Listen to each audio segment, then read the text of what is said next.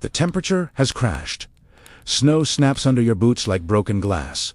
Your gloves are stiff, your breath is sharp in your throat. So you do what almost everyone does. In real cold, you build a huge fire. Big flames, big logs, big confidence. It looks right, it feels wrong. Your face is burning, your back is freezing. Smoke keeps chasing you, your woodpile is disappearing fast, and the fire that should be saving you is failing in the 3 ways that matter most. It burns dirty. It forces distance. It eats fuel. Now look a little farther into the dark. There is a much smaller fire burning nearby. Lower flames, less smoke, less drama, less wood. But the person beside it is warmer than you are. That is the whole point of this video. A giant bonfire looks powerful. A small fire often gives you more real heat. And once you understand why, you stop wasting fuel just to feel like you are doing something. This is not about making the biggest fire. It is not about making the prettiest fire. It is about building the fire that gets the most useful heat into your body before the cold starts taking things from you. Here is the first rule. Your goal is not a bigger fire. Your goal is more useful heat. Those are not the same thing. A giant fire lies to you. It makes the front of your body feel hot. So your brain assumes the whole system is working, but your body is still losing heat from the back, from the ground, from the air. From every direction, the fire is not solving. And the bigger the fire gets, the farther you have to sit, that distance is where people lose. The heat that matters most in cold survival is not the hot air shooting upward. That mostly goes into the sky. The heat that matters is radiant heat. The heat that reaches your skin and clothing directly. That is the warmth you feel when you hold your hands toward coals. That is the warmth that actually changes what your body feels. And radiant heat falls hard with distance. So a big fire creates a brutal contradiction. It is too hot to sit close, too smoky to sit comfortably, and too expensive to keep feeding. You step back to protect your face, but every step cuts the useful heat, reaching your body. That is why a giant bonfire can still leave you shivering. It looks impressive. It feels powerful. It wastes heat anyway. A smaller fire wins because it gives you control. You can sit closer. You can shape it better. You can aim the useful heat where it matters. That leads to the second rule. Smoke is wasted heat. Most people treat smoke as normal. It is common, but it is not good. Heavy white or gray smoke usually means part of your fuel is not burning cleanly. Energy is leaving the fire before it becomes useful warmth. You're watching fuel escape into the air. That matters because wood does not instantly turn into heat. First, it has to dry out. Then it has to get hot enough to release burnable gases. Then those gases need enough heat and enough oxygen to burn cleanly. If that chain breaks, you get smoke, dirty, burn, and lower useful heat. That is exactly what big fires do badly. People throw on thick logs too early. The center gets hot, but the outer wood stays cooler than it should. Some wood chars, some smolders, some smokes. Instead of one efficient burn zone, you get chaos. A smaller fire is easier to keep inside the useful burn zone. Less wood is half burning. Less fuel is starving for oxygen. Less effort is turning into smoke. So remember this. If your fire smokes heavily, your fire is wasting heat. Now here is the third rule. A smaller fire can feel warmer because you can sit closer to it. This is where people get fooled by size. Yes, a larger fire can release more total energy, but you do not survive on total energy. You survive on the part that actually reaches you. That is why one compact, clean-burning fire at the right distance can beat a giant flame show. A big fire gives you spectacle. A small fire gives you usable warmth. That is the difference. And once the fire settles, the coal bed matters even more than the tall flames. Flames look dramatic. Coals give steady, radiant heat. A sloppy fire throws heat upward. A controlled fire builds a stronger core. Now let's talk about airflow.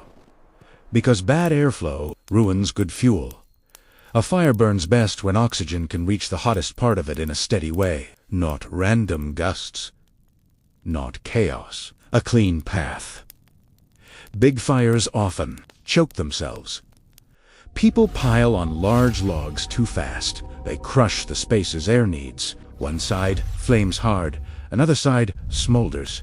The middle clogs, and smoke pours out. The fire looks huge, but its efficiency drops. That is why structure matters more than size. Good teepee fireworks because it leaves air gaps and pulls heat upward through the center. A lean-to can work because it organizes the fuel and aims the heat better. A Dakota fire hole works because it protects the burn, improves airflow, and concentrates the heat in a tighter zone. The exact design matters less than the principle behind it. Here is the rule. Small fire, clear airflow, tight structure, strong coal bed. That combination beats raw size all the time. And here is a mistake people make constantly. They confuse more wood with better fire that is false. You can double the wood and still get less useful heat if the structure is worse. You can use less wood and get more warmth if the structure burns cleaner and lets you stay close. Fun to now add wind. Wind wrecks bad fires fast. A giant exposed fire in shifting wind becomes unstable, smoky, and wasteful. Flames bend. Smoke changes direction. Cold air cools one side, heat blows sideways into darkness. Smaller protected fire handles wind better when you place it intelligently. That is another rule worth keeping. Fire placement is part of fire size. Put a small fire where wind cannot rip it apart. Use terrain. Use a snow wall. Use a rock face. Use a large log. Use any safe reflective barrier that sends heat back toward you instead of letting it disappear into open air. That matters more than people realize. A well-placed small fire in front of a reflective surface can feel dramatically warmer than a larger fire sitting exposed in the wrong place. Now let's get brutally practical. Most people build cold weather fires like performance fires. They want height.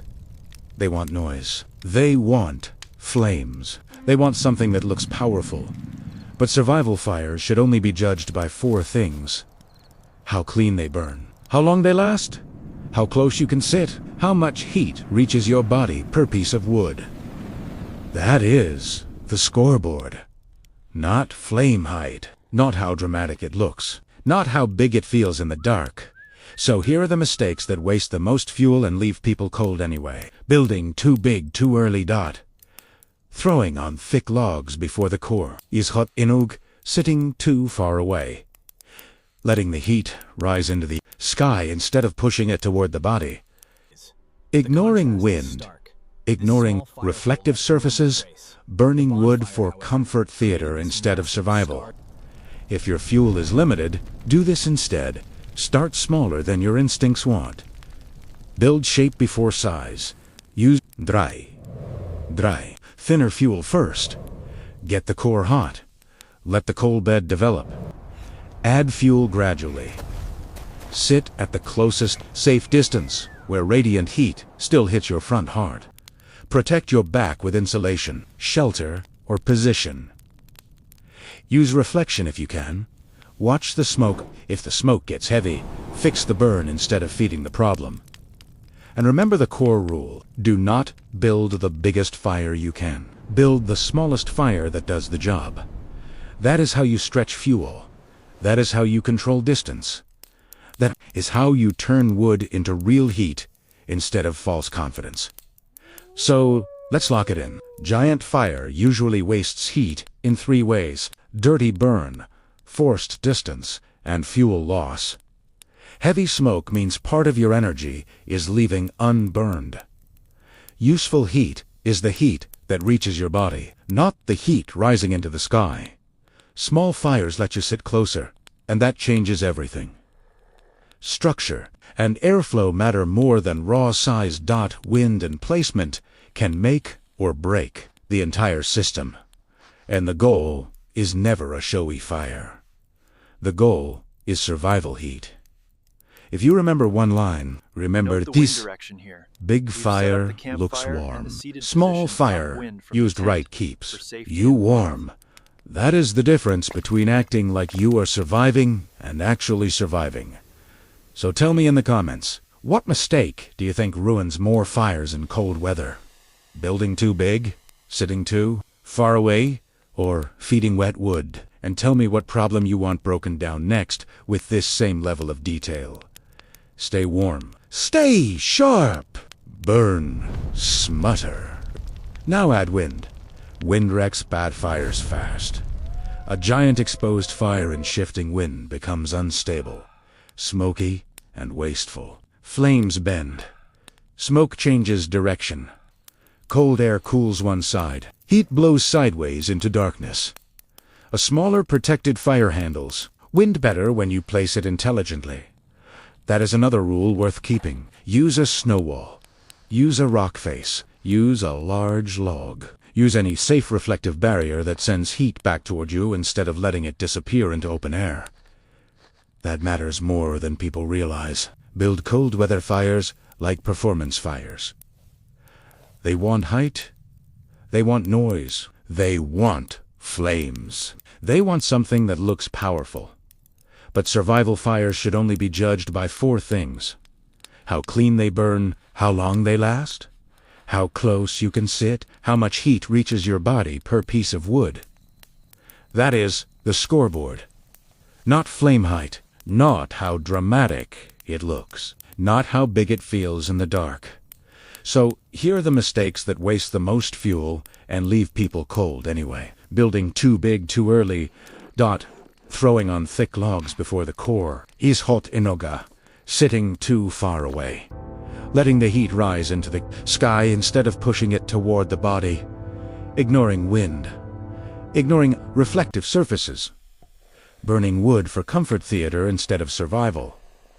If your fuel is limited, do this instead. Start smaller than your instincts want. Build shape before size. Use dry, thinner fuel first. Get the core hot. Let the coal bed develop. Add fuel gradually. Sit at the closest, safe distance where radiant heat still hits your front hard. Protect your back with insulation, shelter, or position. Use reflection if you can. Watch the smoke. Build the smallest fire that does the job. That is how you stretch fuel. That is how you control distance. Is how you turn wood into real heat instead of false confidence. So let's lock it in. Giant fire usually wastes heat in 3 ways: dirty burn, forced distance, and fuel loss. Heavy smoke means part of your energy is leaving unburned. Useful heat is the heat that reaches your body, not the heat rising into the sky. Small fires let you sit closer, and that changes everything. Structure and airflow matter more than raw size. Wind and placement can make or break the entire system. And the goal is never a showy fire. The goal is survival heat. If you remember one line, remember this: big fire looks warm. Small fire used right keeps you warm. That is the difference between acting like you are surviving and actually surviving. So tell me in the comments, what mistake do you think ruins more fires in cold weather?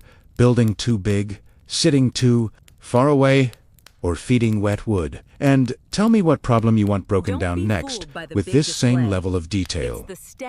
Stay warm, stay sharp, burn smarter.